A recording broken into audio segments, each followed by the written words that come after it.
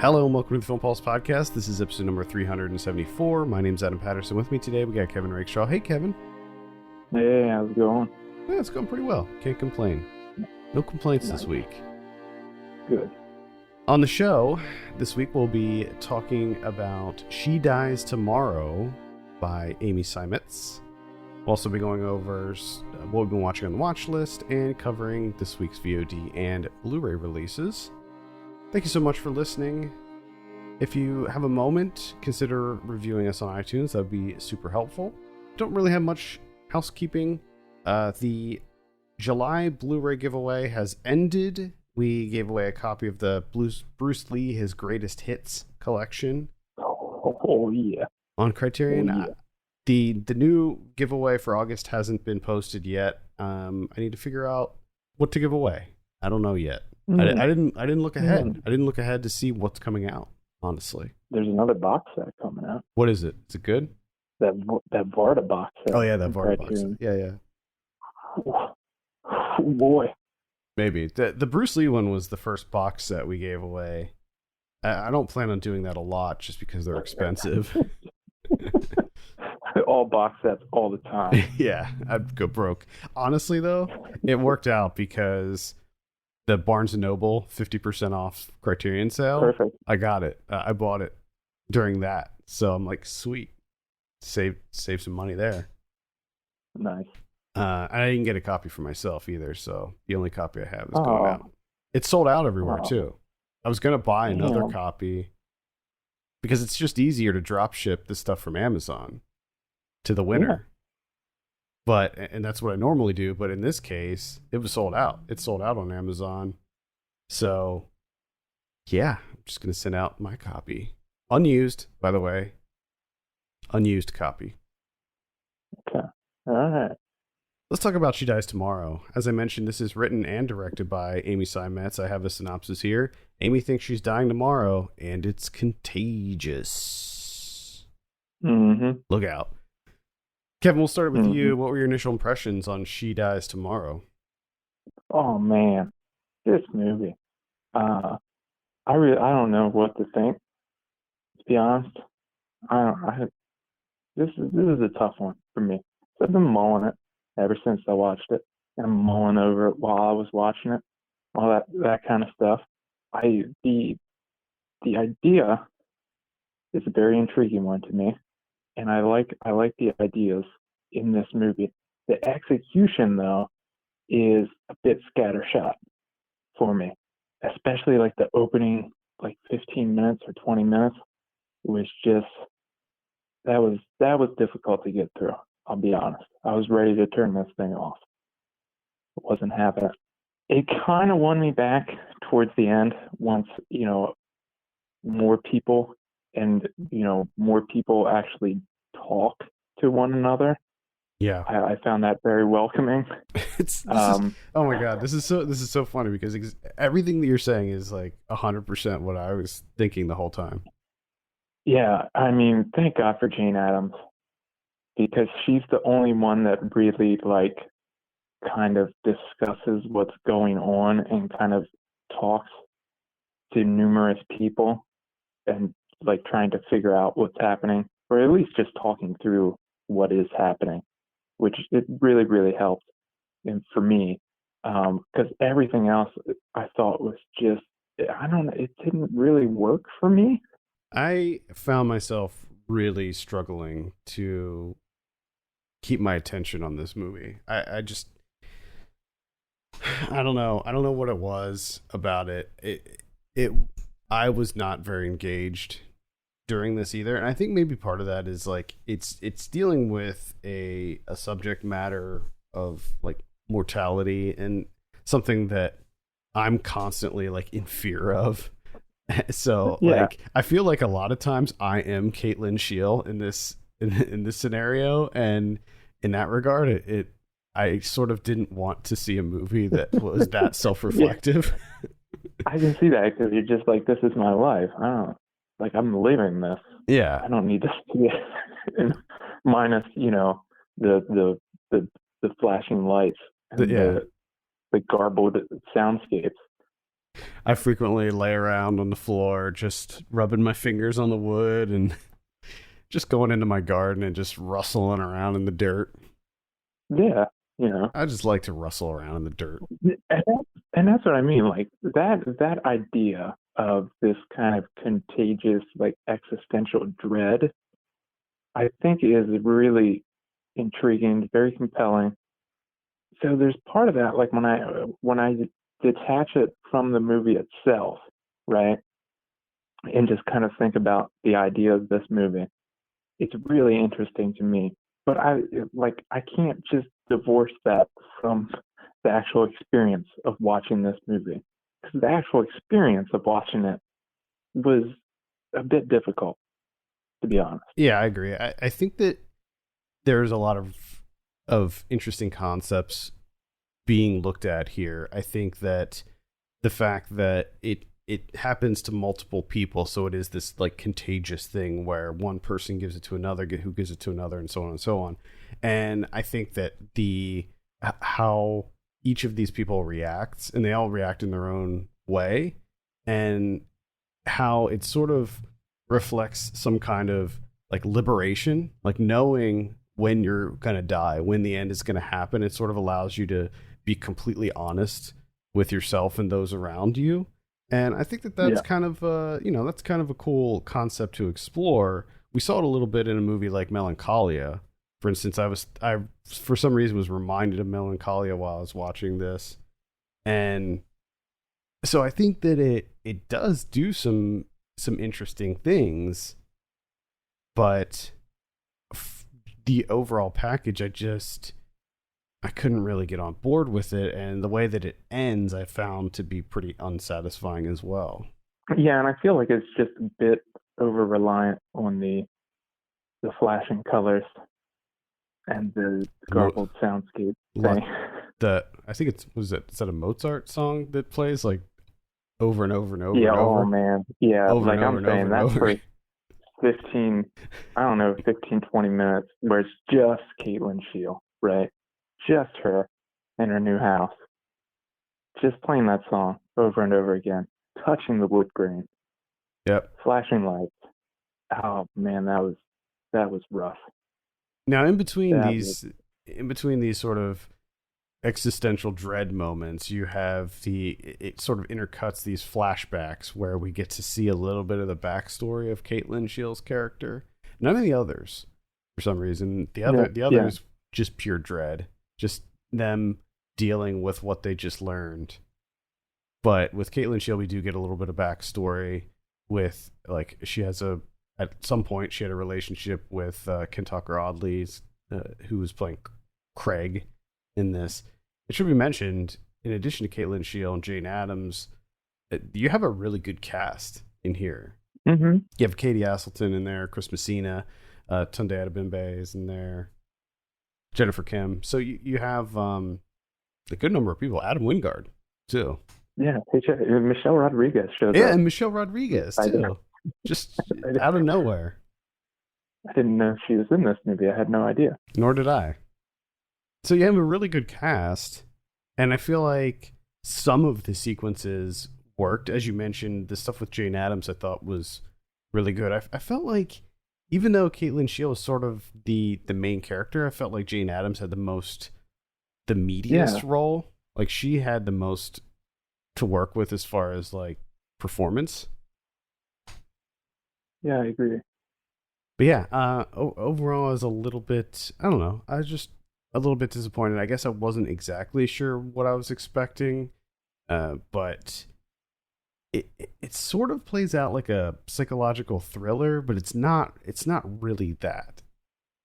Yeah, it's it's tough because again, I like that idea of this contagious uh, anxiety slash existential dread, whatever you want to call it, and how you can kind of like bum people out and get them, you can ruin a good moment and then have someone, kind of obsessively thinking about morale or their mortality and how that can just, completely sink an entire day or more or longer.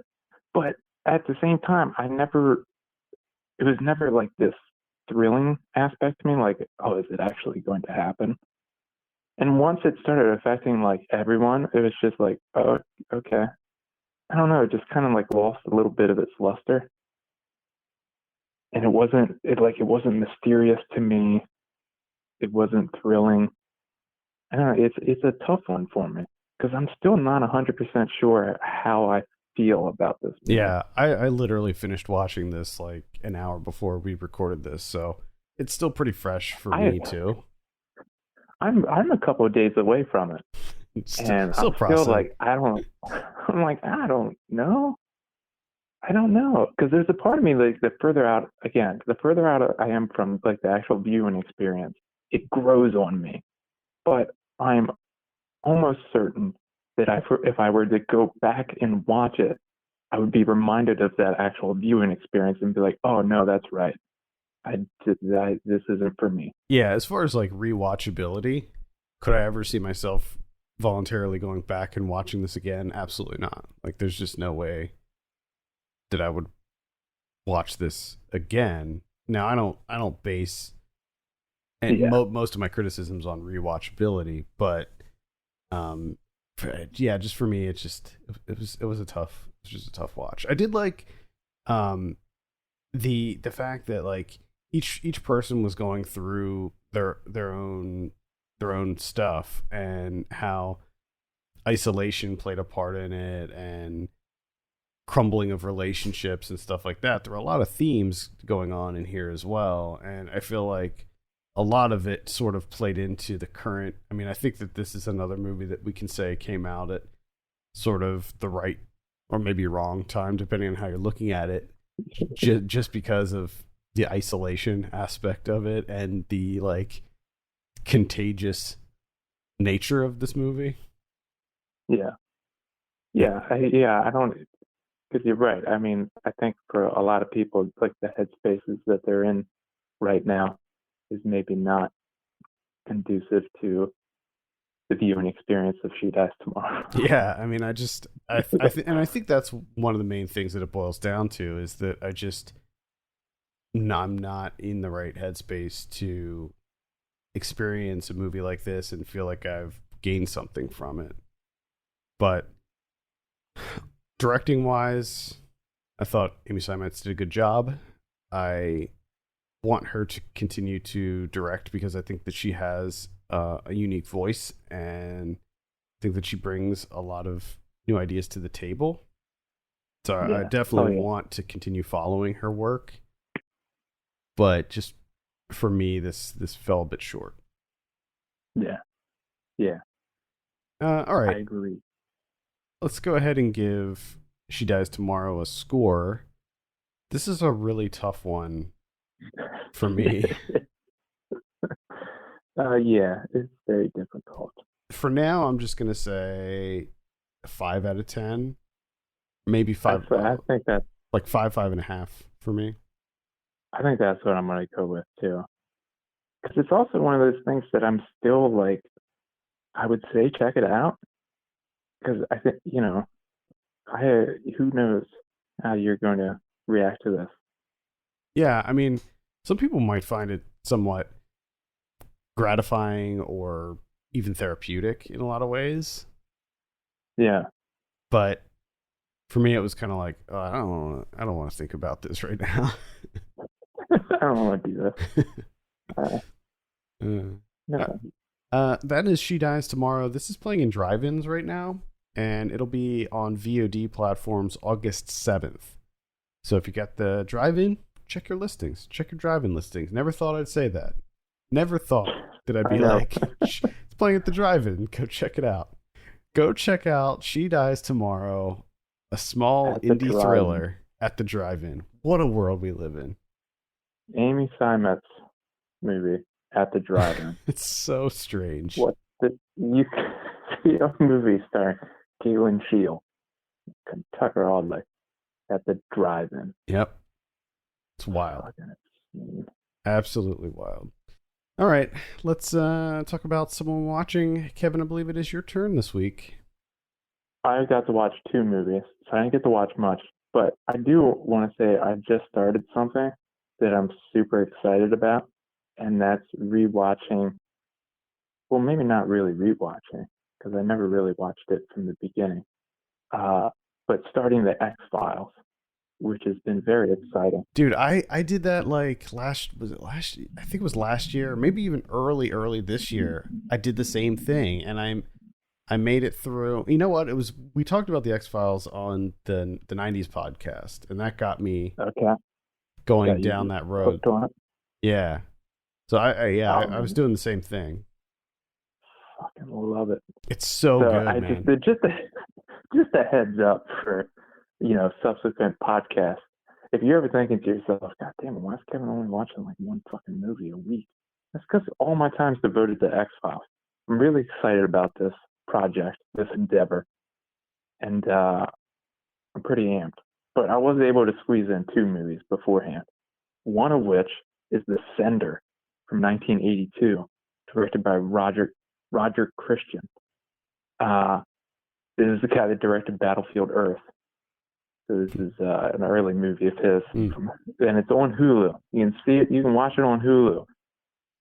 And this stars a very young Zelko Ivanek. This is like one of his earliest roles. He plays a guy named John Doe 83. So you're introduced to John Doe 83. He wakes up on the side of the road, and he just starts walking down the road.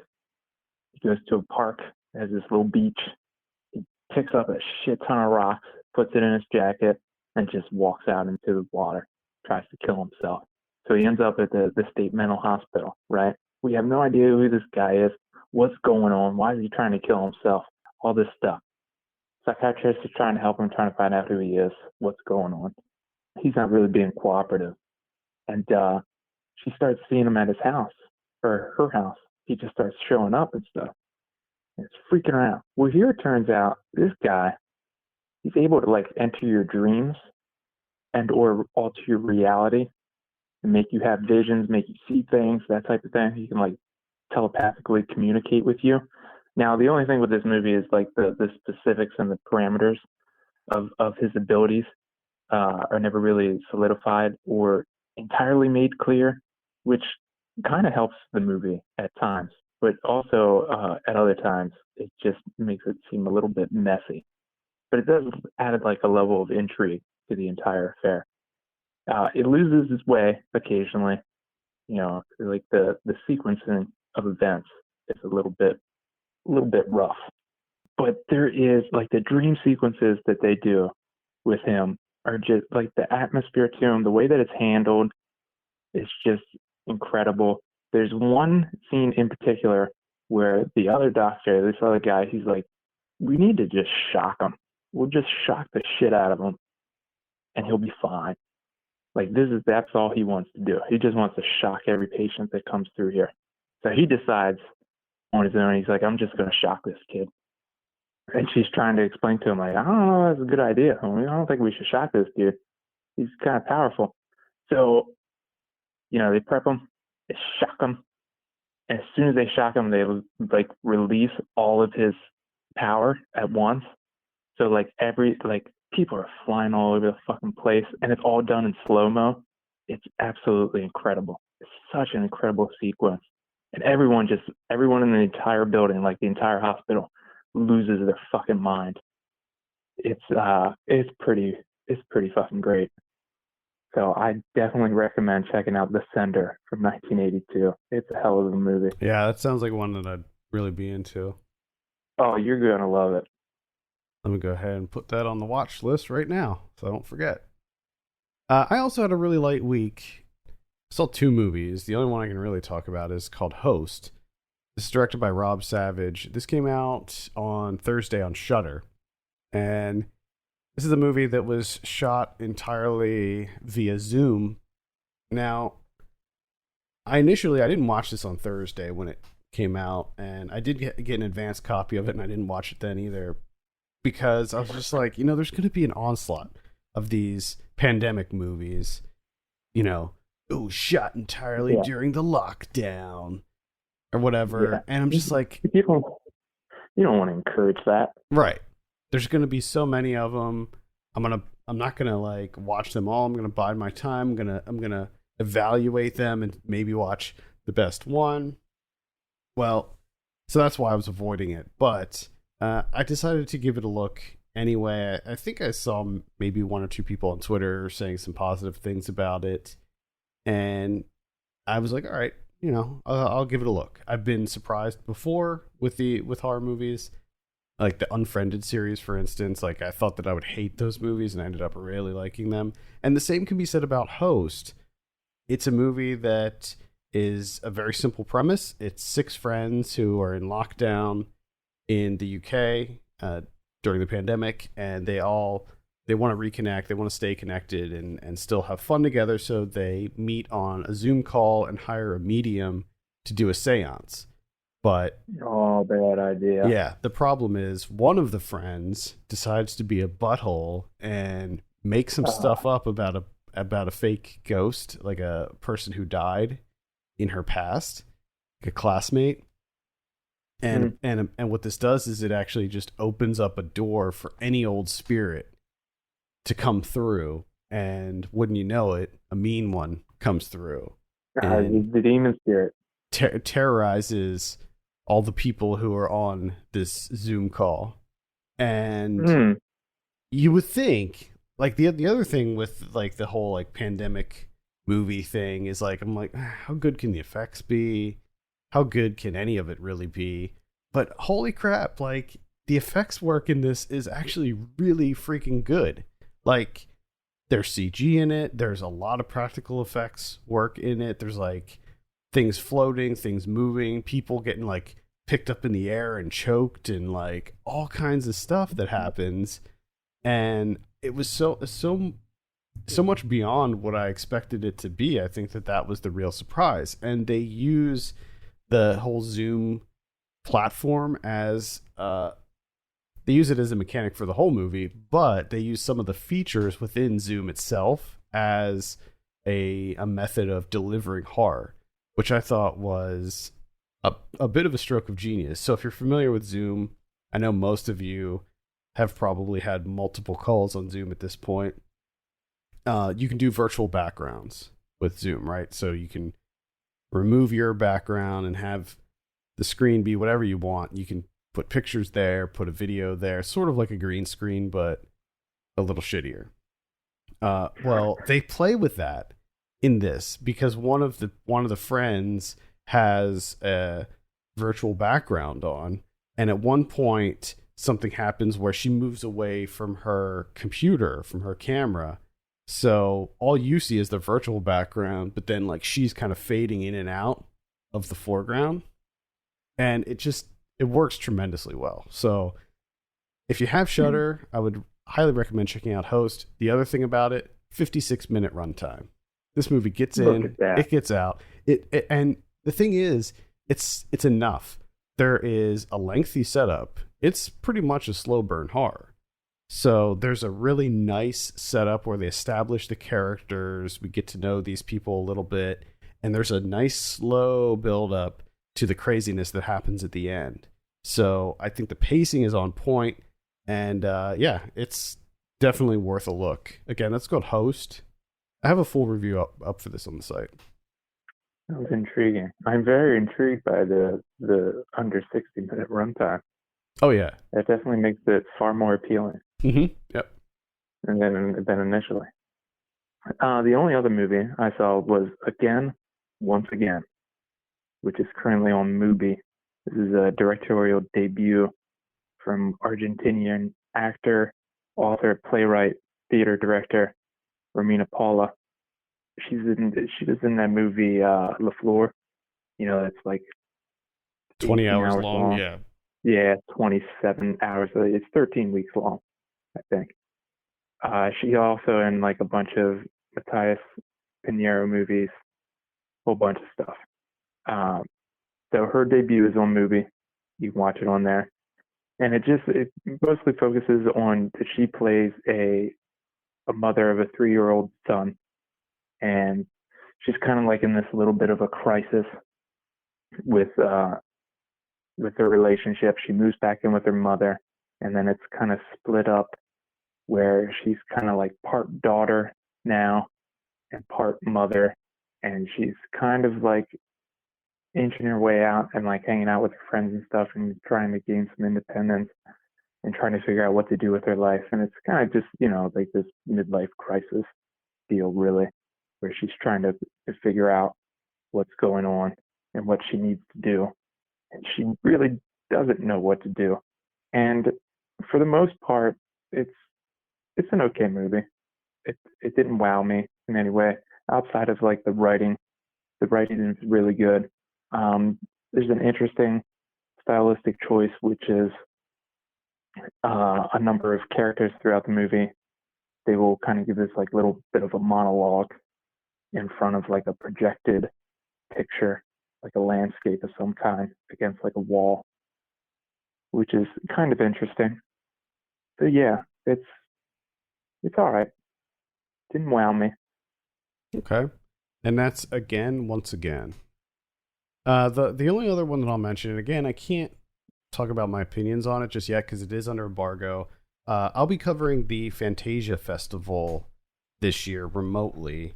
This is a huge genre film festival in Montreal, and we've covered it many, many times in the past. It's one of my favorite festivals, actually. They always have a really great lineup, and so I started some early viewings of what's being offered, and again, I'll just, what I'm going to do is just tell you the movie and read the synopsis and just kind of put it out there, because I feel like not a lot of people even know that this exists yet, because I asked Chris about it and he's like our resident Japanese movie expert and he hadn't heard of it either. So the movie's called Crazy Samurai Musashi. It's directed by Yuji Shimomura, and Yuji Shimomura, he hasn't directed too many things. He recently directed Reborn, a movie starring Tak Sakaguchi, which also stars in this movie. But Yuji Shimomura did a lot of stunt work on some really high-profile movies. And he did The Returner. He didn't direct it, but he did like the stunt work for The Returner. Remember that movie? It was like the Japanese Matrix. I really loved that movie. I want to go back and rewatch that. I bet it does not hold up. Oh my god! As soon as I saw the poster, the cover, or whatever, Yeah, just like, yep, that's it was like really like over stylized, crazy sci-fi action. Lots of if I remember correctly, there was like bullet time in it or something. Lots of CG, like rough looking CG work. Oh, you can tell. I mean, he's got the full-length leather duster. Mm-hmm. You know there's bullet time in that movie. I want to rewatch that. Anyway, back to Crazy Samurai Musashi. The synopsis is this film taken around the time of Out in Deluxe, which I don't even know what Out in Deluxe is. Like, I researched it. I tried to figure out what Out in Deluxe is. I have no idea. It doesn't really even make sense. No. Why are those words together? How is that a period in time? Yeah, I have no idea. Consists of the most famous battle of the swordsman Miyamoto Musashi. In this 77-minute, one-scene, no-cut action sequence, Miyamoto, played by Tak Sakaguchi, defeats 588 enemies, one after the other. There's no room for error, no room for corny or unconvincing moves. That's all I'll say about it. Just putting it out there. We might do a Fantasia Fest episode on the show and talk about it. If not, I'll definitely be talking about it more when it officially comes out. But just keep an eye on that one. Oh yeah, no, I definitely want to see that. All right, let's take a look at what we have on VOD this week. On August 4th, we have Ride Your Wave. This is a Japanese animated film. Okay. Looks pretty good, actually. Kind of interested in that. Starlight. Not sure what that is. We got Crushed. I feel like that movie's come out like 5 different times, but it's coming out again. Probably. Crushed. The Stand, How One Gesture Shook the World. That's a documentary about the 1968 Olympics. We have Limbo, A murderer finds himself on trial in hell, caught between a bitter prosecutor and an inexperienced defense attorney. Uh-huh. We have Red Penguins. That is another documentary about the famed Red Army hockey team. We have on the 6th, La Lorna, which is on Shudder. We have The Tax Collector on the 7th. This is a David Ayer movie starring Okay. This is a, Bobby Soto and Shia LaBeouf. yeah, okay. Oh, Shia LaBeouf vehicle. Yeah. Watch out now. Collecting taxes. I'm not so sure about this one. It looks like a very Yeah. it looks like a David Ayer movie, that's for sure. Also on the 7th, we have The Secret Garden. This is obviously an adaptation of the classic work from the producer of Harry Potter and Paddington, Colin Firth's in this bad boy. Oh, watch out. Yeah, I'll skip that. I don't know. I never liked The Secret Garden, like the story. I have no idea what The Secret Garden is. You never watched any of the movies in school at all? I remember we watched one of the, I don't know which one, but there was some version of it that we watched in school at some point. There's a shitload of The Secret Garden movies. Oh, yeah. Oh, my God. There's tons. My God. We don't need any more. Let's just be done with it. Unless you're going to do something like put a twist on it, make it a horror movie, folk horror movie or something. Whoa. Okay. We also have Spinster starring Chelsea Peretti. It's a comedy, romantic comedy. She's really funny, but that movie just doesn't look. It looks a little bit too sentimental. Like it just looks a little too sappy. Gotcha. We have Boys in the Wood. We have Sunless Shadows. This is going to be a virtual theatrical release. I Used to Go Here. This is a comedy with Gillian Jacobs. Oh, yeah, that's the new Chris Ray movie. Could be funny. It's about a woman who goes back to her old college. Jermaine's the old professor there. He's a former professor. Yep, Jermaine Clement's in there. So, could be funny. Some good people in it. That's pretty much it for VOD. Blu-ray this week. We have Swallow. This is a movie that came out earlier this year. I'd recommend it. It's a pretty creepy little thriller about a woman who has I can't remember that disorder where you eat things. Just all sorts of things too. Yeah. Did you see this? No, I didn't. I heard a lot about it though. Yeah, it's worth a look. It's definitely worth a look. I really enjoyed it. Shanghai Triad from 1995. Promare, which is a Japanese animated film from earlier last year. That might be coming out for the first time in the US. I'm not sure. House of Hummingbird. The Swimmer from 1968, starring Burt Lancaster. Yeah, that's an interesting movie. That's the one where you said the guy he just goes across his neighbor's swimming pools, right? Yeah, he just takes the whole thing. Yeah, and then there's a short period of time where he acts like a horse too, though. Very intriguing, that one. It's an interesting movie. Ride Your Wave is also coming out on Blu-ray. Toto the Hero is coming out. That's from 1991. Satan's Slaves from 2017 is coming out. That's on Shudder right now. So if you have Shudder, you can watch that. That's worth a look. That's a pretty interesting one. The Soul Collector from last year. A movie called Coma, which I'm not too familiar with. That's pretty much it. Not a whole lot on Blu-ray this week. What about Criterion? Do we have anything going on with the Criterion collection? We have a re-release out on the Blu-ray. It's been in the Criterion collection for quite a while. The Lost Honor of Katharina Bloom. This is, in my opinion, a very underrated movie, underappreciated movie from Volker Schlondorf and Margaret von Trotta, and also underappreciated performance from Angela Winkler. This is a really good movie if you haven't seen it. I would say definitely check it out. It's a young woman spends the night with an alleged terrorist, and because of that, like her whole world is thrown into disarray. This is actually like one of the first Criterions I bought. Wow. As a teenager. Cool. Well, I think that'll do it for this week. Thank you so much for tuning in. You can send us your questions and topics to podcast@filmpulse.net. You can follow us on Twitter @filmpulsenet and @filmpulsekevin. And if you have a minute, consider reviewing us on iTunes. We'd appreciate that very much. For Kevin Rakestraw, my name's Adam Patterson. We'll see you next week.